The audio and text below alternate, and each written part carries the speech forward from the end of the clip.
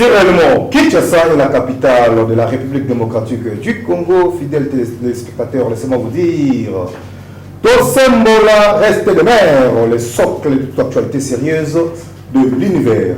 Selon toujours votre demande, aujourd'hui la grande équipe de votre émission de proximité Tosembola, pour Nabato Solo, Nama Solo, Yabakolo, Balobi, Yabisona Bino Ezali, Mokaba, Naloketo.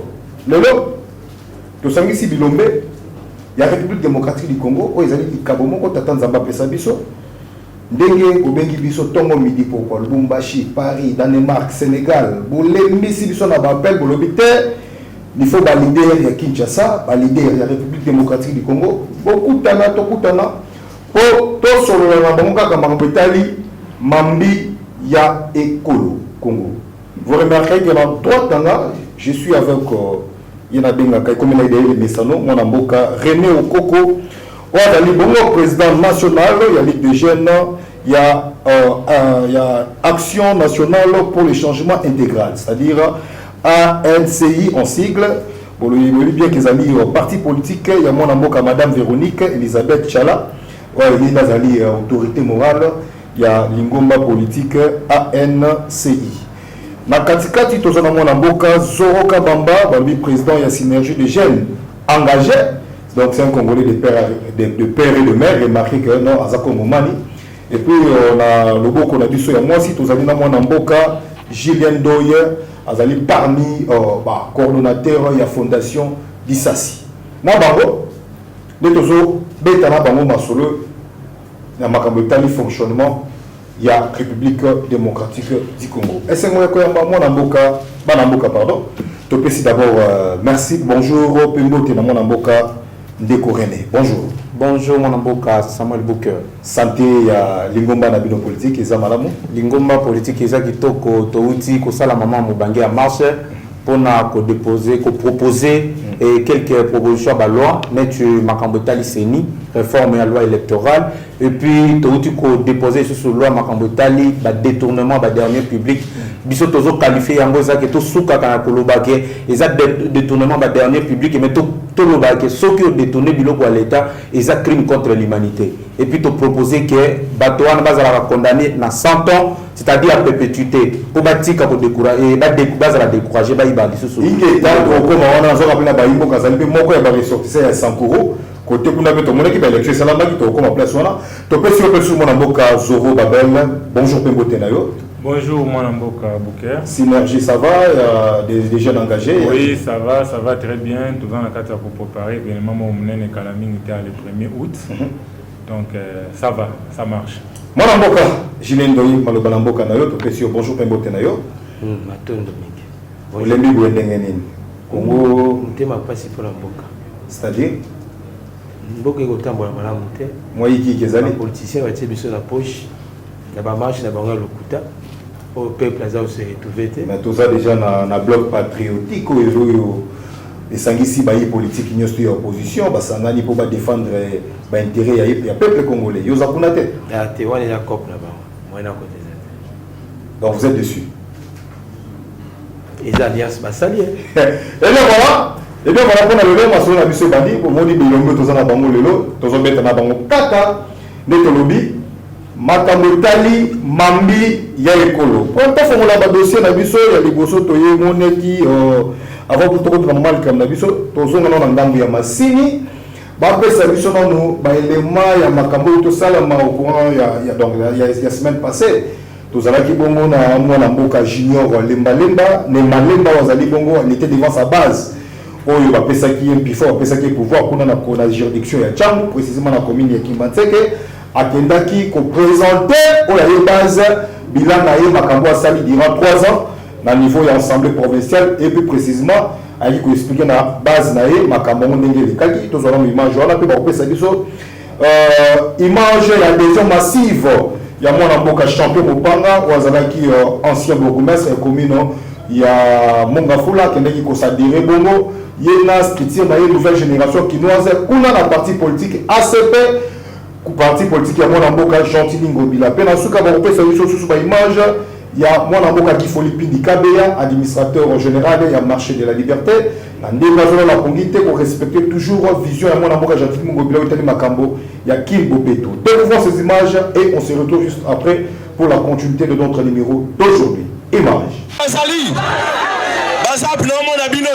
L'honorable Junior Nembalemba, rapporteur de l'APK, autorité morale de la fondation Tosungana, était face à la jeunesse de Kimbanteke le vendredi 13 mai 2022 pour rendre compte de son bilan en tant qu'élu de cette municipalité.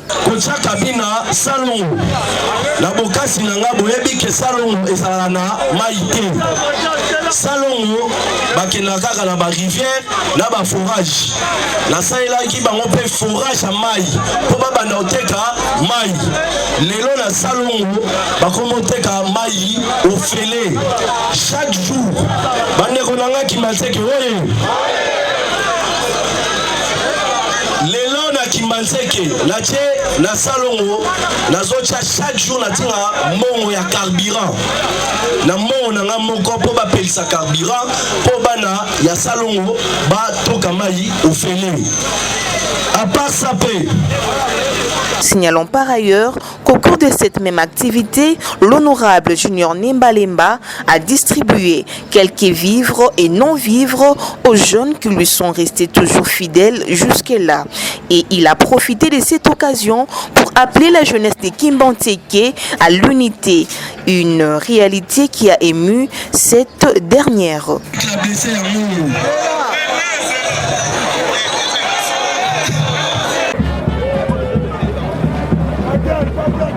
Parti de l'avenue des Huileries en passant par le boulevard Triomphal de l'avenue Sendoué pour chuter au siège de l'ACP, se trouvant à la 10e rue Limité Industrielle, la nouvelle génération quinoise, NGK en sigle, structure propre à Champion Mopanga, la réserve stratégique de la ville-province de Kinshasa, le vrai Dikando, a accompagné son leader à l'adhésion massive au sein du parti ACP, parti cher aux premiers citoyens de la ville-province de Kinshasa, Jantini Ngobila Mbaka, ce samedi 14 mai 2022. Cette activité a connu la participation de plusieurs personnalités, entre autres le secrétaire général adjoint du dit parti qui s'est saisi de ces moments pour procéder à la cérémonie d'intronisation.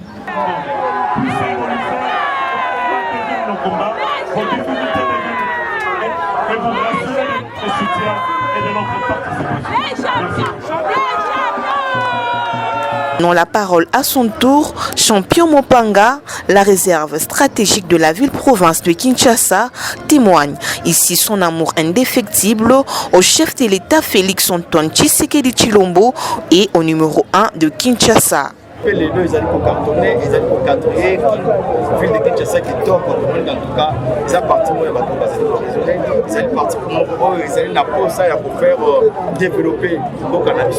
Ils allaient partir pour eux, ils vont ça la tout et reconnaître, ils vont ça. Sur ce, en tout cas, tout le monde a acte. Retenez que ces assises entrent dans le compte du soutien de la vision du président de la RDC et au gouverneur de la ville-province de Kinshasa, Jantini Ngobila Mbaka.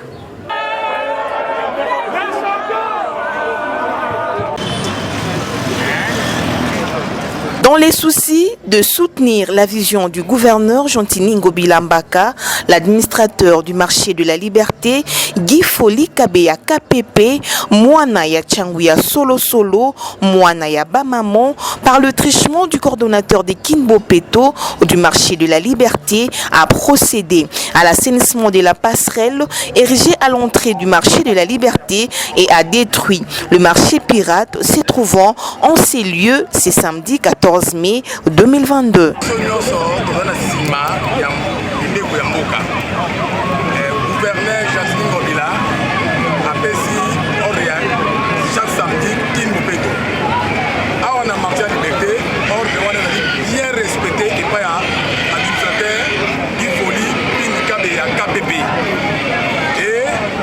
Chargé, il y a salon où il y a chaque samedi.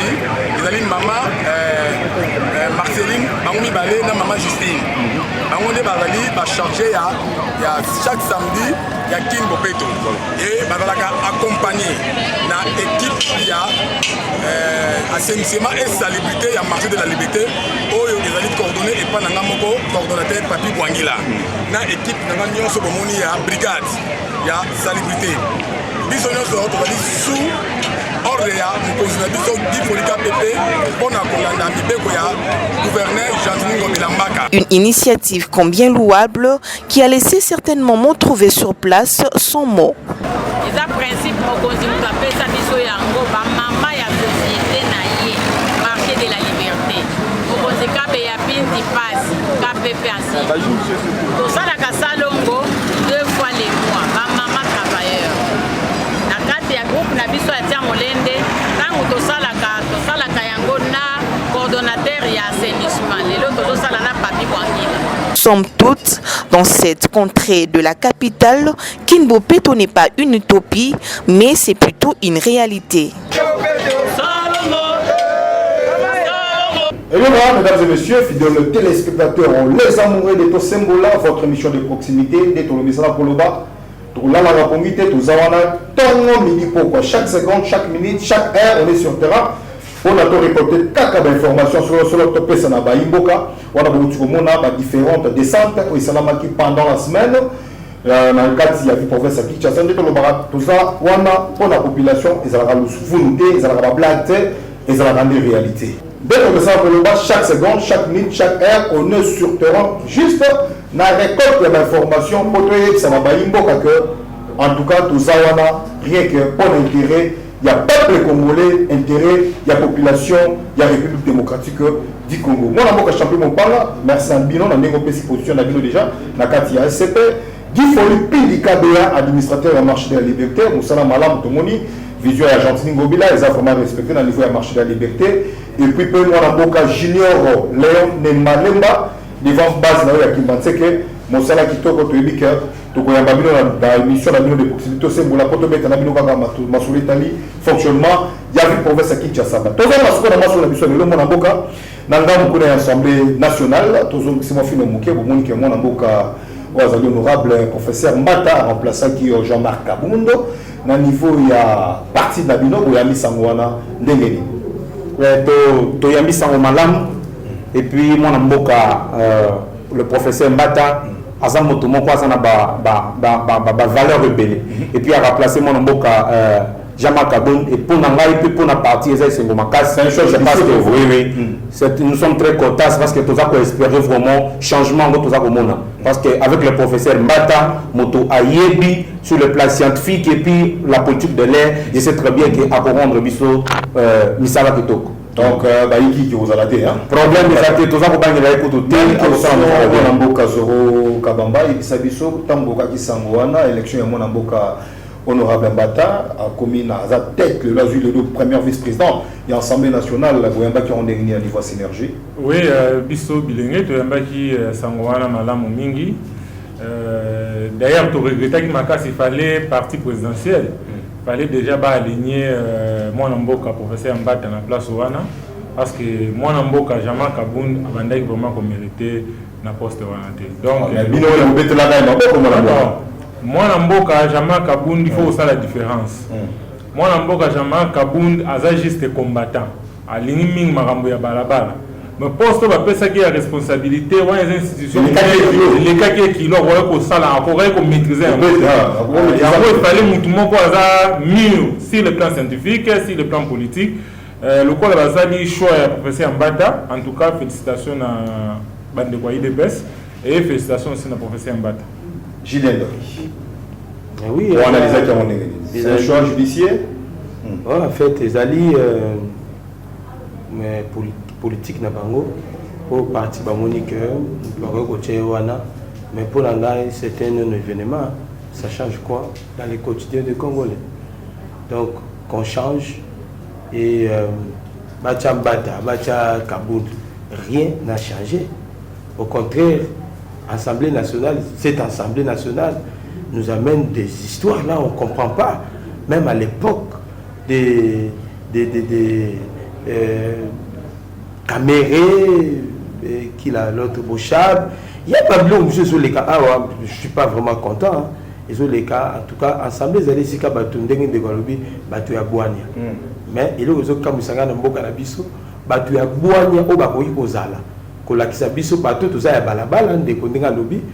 Mais par exemple, ça, ma camba bata balabala. Donc, vaut mieux que vous ayez balabala au Tchaïwana. Au Batamayele, la bangote. Ce sont des intérêts politiques qui priment par rapport à la scientifique. Vous comprenez ce qui fait mal.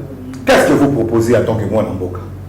Parce que c'est ça par rapport au fonctionnement de l'Assemblée nationale et à la carrière de la Kino Balobaka. En fait, vous proposez des propositions de Bosso, et les politiciens de Bisso, basons à la Kibomoto. Parce que tout le monde a tout régime parlementaire au Zana Yango. Et le Bini, mon tour à chaque gouvernement, azali oyo azali la majorité parlementaire. Mon tour azali la majorité parlementaire, il y a des qui imposer politique na yé. Alors, bango le quoi bazali na majorité na niveau ya Assemblée nationale parce que la minute autour de ma démocratie. Démocratie le bien était ceux qui ne quoi bimi à côté aux 5 ans. Alors, na 5 ans, la bino boko tu wana, tout matato qui te zaka baonde bakosala wana. Donc, tout bateau bazali wana va travailler pour l'intérêt à peuple. C'est ça le problème.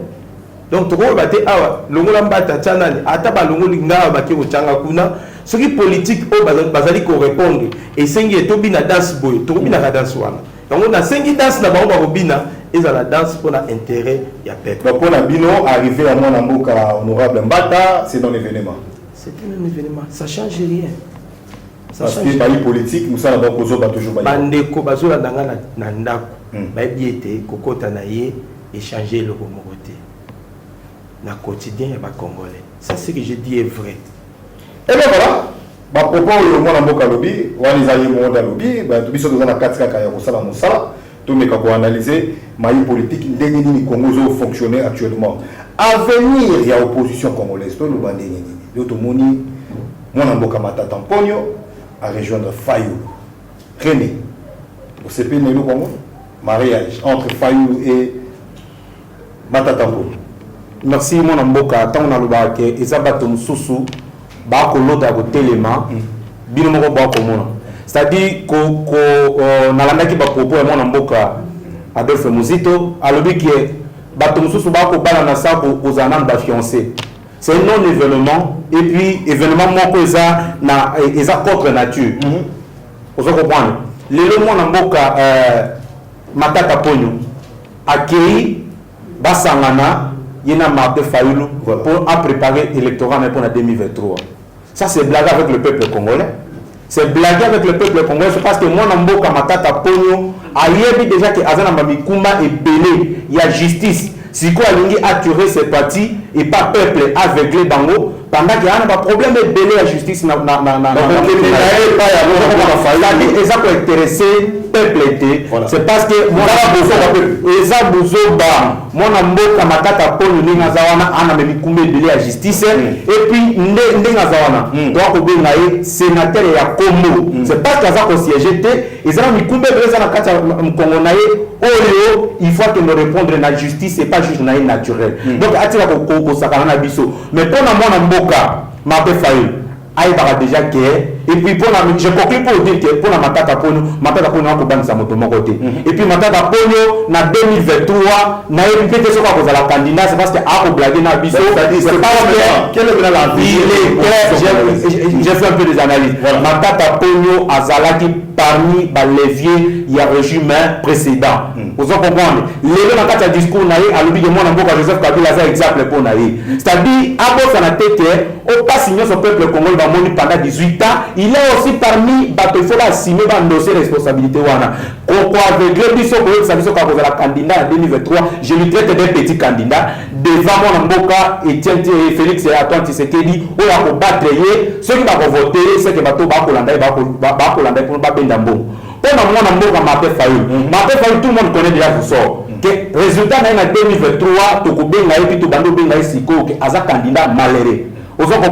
Et là, mon côté, parce que le peuple déjà sera déjà son que Aza candidat malheureux. C'est pourquoi lelo ata na lauki na tongo na moni ata mwami ala libanda ate na lias na Martin Fayulu kobandisa ngati c'est parce que za candidat malheureux donc bati ya ko aveugle biso que tout la gêne exact comme on n'a pas encore appris la notion d'opposition bien ceux qui vont vraiment et pas mon amour Etienne Tshisekedi balinga ba encourager bongo c'est-à-dire yo olingi kaka o bandolo ba mabe ya moto za na kati ya pouvoir motika jamais kobeta maboko ke loko ya autosala eza malamu wana les oppositions c'est-à-dire il faut apprendre à faire une opposition républicaine comme on n'a pas ce genre de notion batika ko aveugler biso mon amour Etienne Tshisekedi asali ya malamu betela ya maboko soka asali ya mabe loba yo loba ya malamu ya mabe est-ce que on est opposition c'est-à-dire batika ko aveugler biso ba gêne déjà ba timbeli bango ba gêne biso toza aussi to timbeli bango c'est non événement et contre nature au ba ko sala mon amboka zoro kaba le rôle de notre départ ou bien soit il y a mon amboka musique parce que tu vas observer ce que non mon ndeko muzito na Fayulu moi qui keza makasi lelo yo ko loba ndenge na départ ya mon amboka muzito ndenge bakaboni na ndeko Fayulu vous pouvez ajouter quoi par rapport en tout cas merci beaucoup d'abord pour la question Tuninga pour encore rencontrer plein de Kondenga lobby. Moi, Mboka Adolphe Muzito, Aza sincère. C'est quelqu'un qui fait la politique avec beaucoup de sincérité. Il dit ce qui est vrai et ce qui est faux, il dénonce. Mais moi, Mboka Fayulu, ngana benga ke banda kala azalande mutamute mamabe. Hein, mutamute malikunya lingarate muninga azwa. Banda muninga azwa preuve.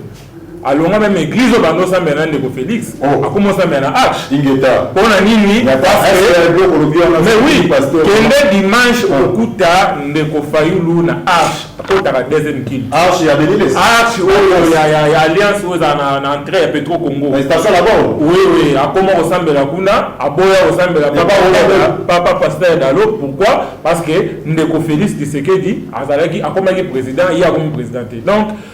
Libala na bango na matata pogno, moi je trouve ça c'est un non-événement parce que d'abord premièrement nani Ndeko Fayulu azana perte de popularité, azana recherche de financement, yango wana d'abord il est déjà financé soit disant dans azana financement té. Premièrement, il n'est pas coordonné. Il n'est pas coordonné en bloc patriotique.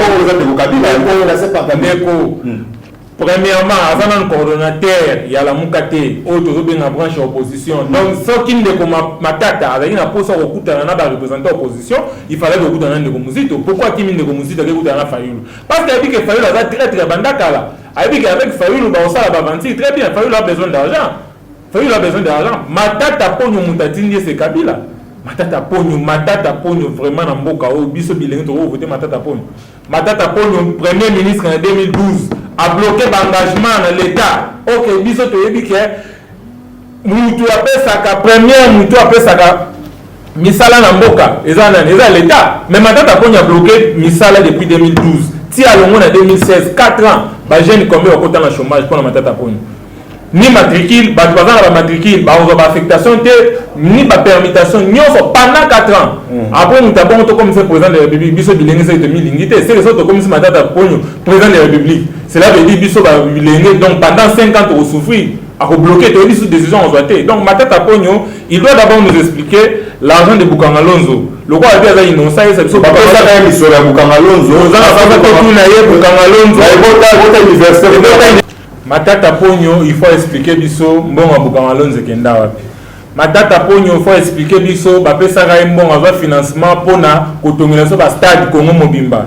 Ba stade o ya Bandalungu komba na onda ya o ba toto benga ba chel. Donc bana baso ba tema ba coin soko kutani na ya meme na municipal ya Bandalungu po bota matito kondima kutute. Matata Pogno nous expliquer comment Matata Pogno roko sauter maman mi benga président de la République, candidat président de la République. Il doit nous expliquer où sont partis nos francs, notre argent de Bukanga Lonzo.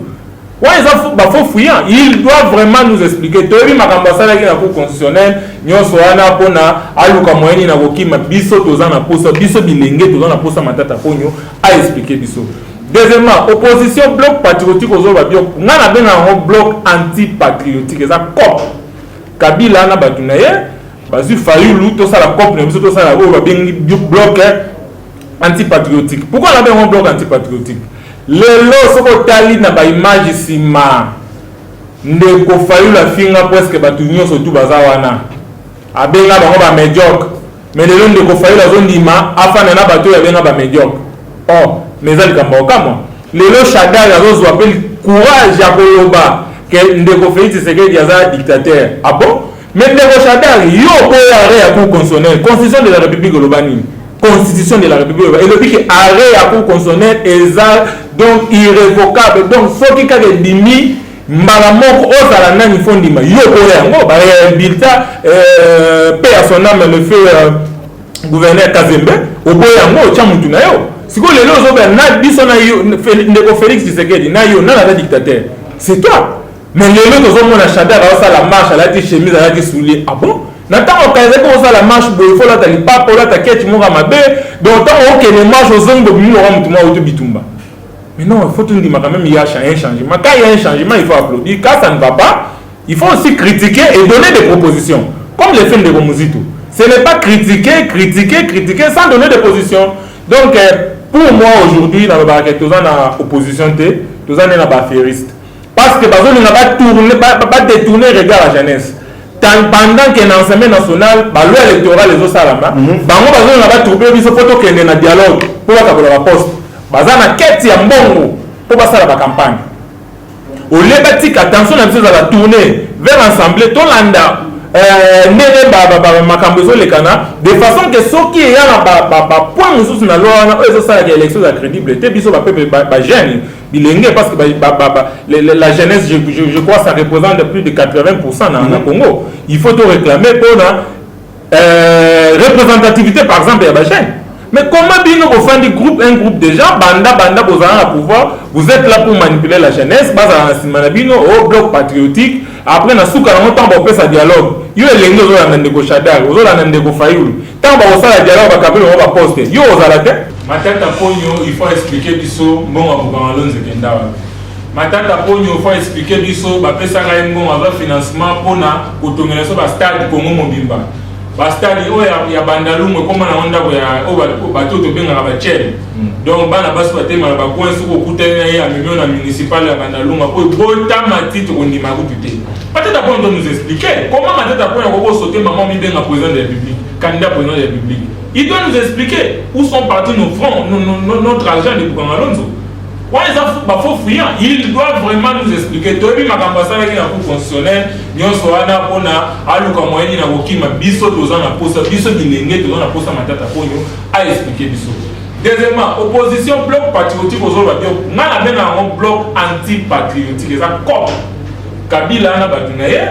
basu Fayulu to ça la cop na biso to ça la ko ba bengi bloc anti patriotique pourquoi on a un bloc anti patriotique lelo soko tali na ba image sima ndeko Fayulu afinga presque batu nyonso tu baza wana abenga bango ba médiocre mais lelo ndeko Fayulu azondima afana na bato ya benga ba médiocre oh mais ça likambo kama lelo Shadari azozwa pe courage ya koloba ke ndeko Félix Tshisekedi aza dictateur ah bon mais ndeko Shadari yo boya ya cour constitutionnelle constitution de la République olobani constitution de la République et le but arrêt à cour constitutionnelle est donc irrévocable donc ce qui a dimi malamoko ozala nani fondima yo boyango ba bulletin paix à son âme le feu gouverneur Kazembe oboyango cha mutu na yo siko lelo ozoba na biso na yo ndeko Félix Tshisekedi na yo na la dictateur c'est toi mais lelo tozomona Shadari ba la marche alati chemise alati soulier ah bon ntango okaze ko osala marche boye fo lata lipapa olata keti moko mabe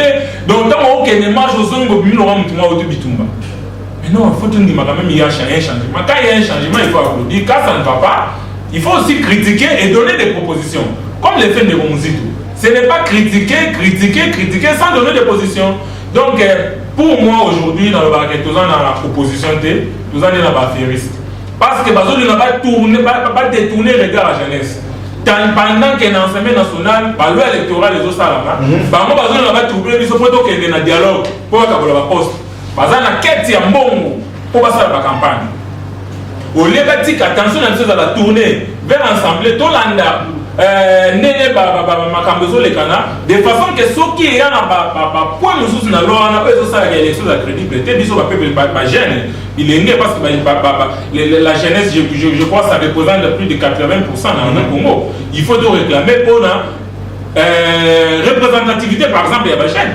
Mais comment bien vous faites un groupe de gens, banda, vous avez le pouvoir, vous êtes là pour manipuler la jeunesse, pas à la au bloc patriotique, après dans ce cas là, on va faire un dialogue. Yo les gens ont un négociateur, vous avez un négociateur. Tant qu'on va faire le dialogue, on va poster. Yo vous avez la tête. Donc je disais, ma politicien a vu son alliance. Kabila l'a fait avec Tshisekedi, non mais Tekolobaki, que les alliés qui dans le cadre constitutionnel, mais cadre constitutionnel, le gars qu'on a eu au Salam. Tout le monde a un débat, mais tout le monde Matata Polo. La personne de Matata Polo, il n'inspire pas confiance. Ah bon? Oui, je vous l'ai dit. Alors, mais si on a dit comme Matata Polo, toujours, et là on dit tout le monde n'a pas Matata Polo. Ça détourné maintenant. C'est la télé. Mais toujours procès à 100 jours. Où en est-on?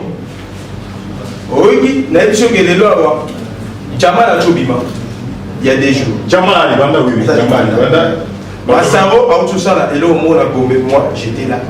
À Saint-Saki, Bana, Gombe na Gombe. L'homme de Gombe na Gombe. Gombe na Gombe. Moi, j'étais là. Masaro. Bon, moi, il va qui kuna. Hein? Je dois mélanger ma champagne. Il y a combien? Il y a Mikété. Et ça, il toujours passe. Alors, Ndeko Fayoulou, ma belle dans ce monde n'est pas Fayoulou, les amis.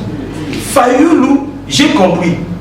Depuis 2018, quelqu'un qui a confiance en lui-même ne pouvait pas postuler en tant que député et puis président de la République. Yo ce monde déjà Macron, bon, on a déjà Macron, tout ça n'a pas d'habitude. Ma candidat Nyos, ma candidat président. Oh, Nyos attaqué la président, attaqué dans la législative, attaqué sur la présidence. Il va déjà que Amé ben za mon pour moi les ça dit mon boka, bino pe na bataire. Le Mickey. Ah, donc le petit frère. Voilà. Tant baké à Genève, c'est là où Makambi Banda qui voilà. Tant baké à Genève, tout le monde le savait. Et il y avait que Batumi Balé au Balaï à Genève, Kuna, Banda au PC. Et Balaï Nango, et mon tour qui bossait qui fait Tshisekedi. Félix Tshisekedi a été roulé par Martin Fayoulou depuis le début. Martin Fayoulou l'a façonné par Bemba, par Katoumi et par Moussitou. On l'a fabriqué. Oui, je vous l'ai dit. Et Martin Fayoulou a eu popularité. Peuple attaqué et liqué par Martin Fayoulou. Martin Fayoulou, tu nous as déçus.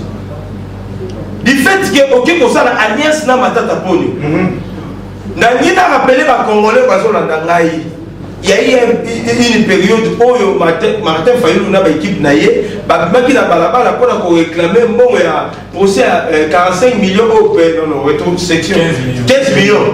Et puis, on a oui, avec ton commission? Oui, comment est-ce que dire quelque chose à son contraire?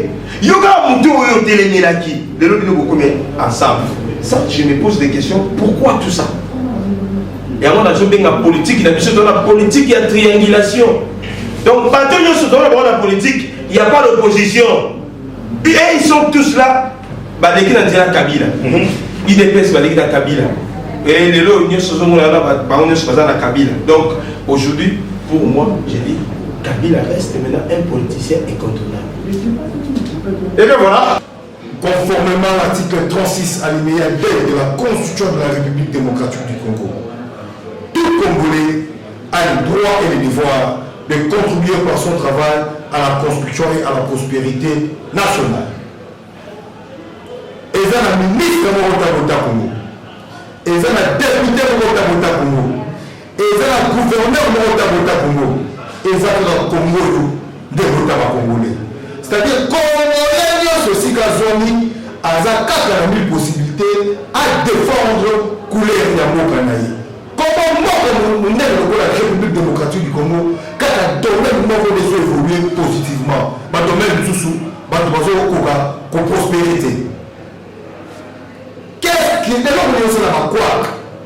pour le fonctionnement de Moka? J'espère que chemin faisant, nous y arriverons à éviter de tout ça. Moi, Moka, et l'autre qui nous opposé problème dans le fonctionnement de la République démocratique du Congo. Moi, Moka Samuel, merci beaucoup pour la position de Sangal sur ce débat. Avant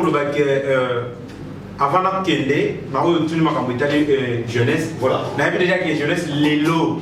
tozwi conscience quand même tozokende malem lelo comment on a bilenge batele na ba plateau ba ko dénoncer mabe ya baye politique boye ezali panango baté na kala mais lelo quand même toi ko loba c'est-à-dire que jeunesse va comprendre déjà que avenir à Congo ezana maboko na biso pe il faut to bandango siko na ko zoma mokela makambo ya mwana mboka matata ponyo parce que lobaki ke atongi bandako banini azwaki atongi na Congolais de université na manière mwana mboka lelo tango mokonza mboka akolobaki éducation na biso ezana ba problème ebele est-ce que mwana mboka Joseph Etienne Félix Tshisekedi a okosa mwana mboka matata pona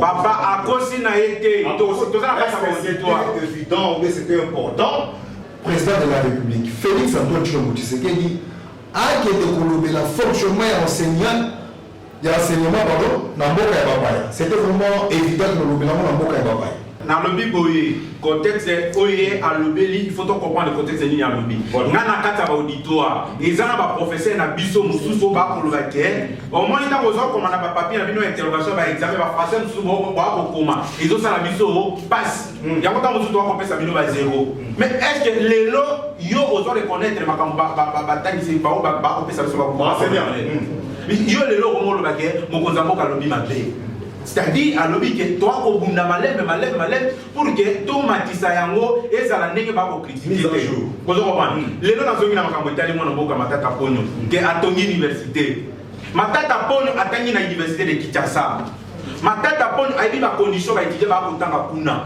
pourquoi pas tant bazala ki premier ministre azwa misolo oya tongi université kuna a équipé université oya tanga oya bi que ba condition ba étudier ba kotanga ezama be attaque premier ministre parce que oyo komo ekomi ya ozumbongo oyibi mbongo ya l'état otie okyo créer entreprise na ba l'état congolais ko gagner na université wana biso to ko bénéficier ni na kata université wana kwa ko lobage assez atonga na zongi lelo to ko loba nini soki bloc patriotique est-ce que toi autant appelé dans dictionnaire toi autant attendre dans internet moto ba bengi patriote poni toi ko koma ba patriote to créer ba bloc patriotique so ngaka olomwe na politique olomwe na kata ba faire oyibi otie na ba poche lelo okomo koma patriote ça c'est jouer avec l'esprit du peuple congolais batia ko ça ba conquête ba esprit donc Congo no posant na lobby oyibi ba mbongo ya l'état oyibi ba mbongo botie na ba poche ezala kata bandako na bino to ko regretter to ko mona ta bisolo te bino bozo ba bisolo tia bandako bokomo ba ko tia na mwana mboka batika ko jouer na biso bana ba mbongo batika ko zwa ba jeune ba bisa bango na bandela to ki toute ba information ke ba ko kabola ba $20 pour ba ke les na liboso akata assemblée nationale mwana mboka Martin Fayulu abosa na teke azala député national ake no discuter makambo tali loi électorale voya ko regretter biso teke na 2023 ba triquer en vérité des îles ake no discuter kuna boya ko tuna biso motuna ke premier ministre Muzito Azolo Baké, Nini, Félix et les lois mais au-delà d'être politique, on est aussi scientifique. Qui ne connaît pas Muzito a un technocrate à reconnaître à mon que la recette n'a biso et à combattre à lobby est-ce qu'ils en avaient voilà mais les lois de lobby que le col à lobby bon les gars rejoindre l'union sacrée d'abord porte exactement ouverte pour naïe c'est parce qu'ils ont appelé pour l'avenir à partir naïe et ça fait pour l'avenir naïe ce qui aille moto à pourquoi il a cata l'union sacrée pour le col à ça pour reconnaître à comprendre les notions opposition à ça pour globaliser sur le col scientifique to gobo ya na biso à la cata l'union sacrée pour na basement ya boka ozo komana donc ba tika kwa biso bloc patriotique on a voilà par rapport au dossier à l'islami la province de Sankourou en réaction à Minoza est-ce que vous savez vraiment le nouveau gouverneur de Sankourou na koloba babulamu ya mokonza mboka toyeba deja ke na Sankuru poste ya mokonza mboka esalemi te ozo comprendre badepute wana oyo baza kaka na kati na FCC bakokosa biso ke baza na kati ya union sacrée baza kaka likuna na Sankuru c'est-à-dire dribblage esalami toyebi deja ndenge misolo etamboli po baélection esalema na kati ya Sankuru mais c'est que je sais très bien ke Sankuru nde eza kokende kaka na perte parce que lokola tokomi na guerre na mokonza mboka tosaleli posa na ye te baprovince la plupart baprovince basaleli posa mokonza mboka baeli ba gouverner ya kati ya union sacrée comme tozwi chasse ya ko eli moto aza grand manager oyo akoki kozwa ba obstacle à transmettre yango na ba opportunité na ba richesse to sali yango te to ba dia que ça pour va demeurer toujours na bongo bozuli so pouvoir to comprendre to yebi ezotamba pe na bakati ba réseaux sociaux que ba mbongo oyo battre ba campagne kuna ba batie mbongo makasi ezaka bato ya FCC ba maison bazui 35 000 $ par personne, plus une moto et petit calice bango 5 000 toyebi. Donc quand on a vu sur le problème de mais toi va dire que tôt ou tard vérité et banakata après 100 ans. C'est-à-dire bango va le contraire. Pour ça mon konzamboka boli de bino bolingi entre autres ndenge toi comme on appelle ba mususu ba lobby que bazwa ma malette ya ba candidat mususu ba tia ngo ba ni toyebi nyoso. Mais ce qui est vrai un jour tôt ou tard ça va toujours gagner. Il y a mon avocat Zoro Babel, ne trompe pas ce qu'il y a dans ce cas sur la mission de l'eau. Le nom de Tomoni, mon avocat Jean-Tini Gobila, Assemblée provinciale est aussi déjà mon Kitanina, c'est-à-dire vice-gouverneur. Au lieu de tomber déjà la pompe à mon avocat, chez Coco Chirard, Moulumba 48 arrivé d'aller à ce que vous puissiez chance en tant que vice-gouverneur, il y a une province, il y a Kinshasa. Mon avocat. Merci, mon amour. Nous sommes à niveau de synergie. Tout le monde est arrivé à Jeko Moulumba. Ils ont un événement dans le sens que vice-gouverneur a un programme. Il va juste au Sala Oyo mobile pour rejoindre le projet mobile. Donc, ils ont accompagné Mobila, na Babilo on est à Sala. Donc, il est là juste pour accompagner à Kaboulama Gato na Yazwa. Moi, force. Pour la 2023, tant que pour la maison Salama, à un moyen de la campagne. Donc c'est un peu ça dans la région de Ndeko. Pour 30 secondes, pour la député provinciale. Moi je pense que c'est le temps au biso de nous faut téléma. Pour la loi électorale, de changer en comment que gouverneur, il faut pas élire la population. Parce que le système où il y a élire le gouverneur, il faut pas député provinciaux, ils ont comme ça va député provinciaux, patron. Au moins les députés provinciaux de l'autre côté, mais tant que l'élection est salamée, on va commencer à la parole de sa province. On va commencer à Kinshasa. Donc il faut vraiment revoir le système. Il y a l'élection du gouverneur dans le Congo et il y a quand même pour éviter la corruption. Par exemple, dans le Congo central, moi, je suis encouragé appel à la manifestation des ordres de terre, mais ce n'est pas quand même normal. Moi, le président de l'Assemblée provinciale, il dit clairement que Dieu Mindonga a proposé un chèque qui a 50 000 $. N'a 6 000 sacs à ciment pour soutenir. Quand il y a Dieu Mindonga a crié sous la corruption de Mbongo et Tambo le Outi pour la corrompre le député provincial, va voter gouverneur Abimi. Donc, désordre, il faut vraiment. Voilà, dans ce cas déjà, il faut continuer ma solo, mon amour, parce que vous appelez à 30 secondes à Bino, il y a Samiso. On est arrivé à mon avocat chez Coco Gérard Moulumba 48 heures, en tant que vice-gouverneur, il y avait une province à Kinshasa. Qui passe au PC minute belé Ngonga télévision zali Ngonga yo to là le moment muké au monde tout la politique sensationnelle ya on n'est pas politicien biso to comme éviter le point là nous on est des jeunes on va toi là basali leurs enfants étudient na Poto biso to tangi na hyper na sisi na hyper to tangi na Iniki to tangi les na émission que d'après information dans un yango ba ici 30 meilleures universités en Afrique. Nous avons vu que dans le Congo,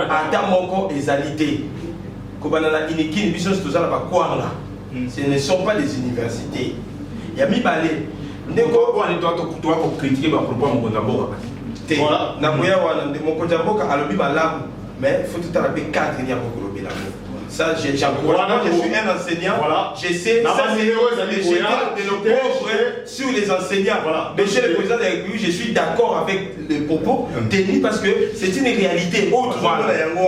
Mais les cadres au président Lobaki, je ne suis pas d'accord. Il y a des Chez Coco. Pour Nani Jantini Ngobila, entourage d'Aïsa Bato Baye Maraba. C'est-à-dire je ne comprends pas. Merci beaucoup. S'il vous plaît. On a une synergie des jeunes. Ils ont organisé une marche de santé le 1er août. où tu as une marche de l'unité et de la cohésion. Donc, tu as je pense que les cas dans le plateau prochainement.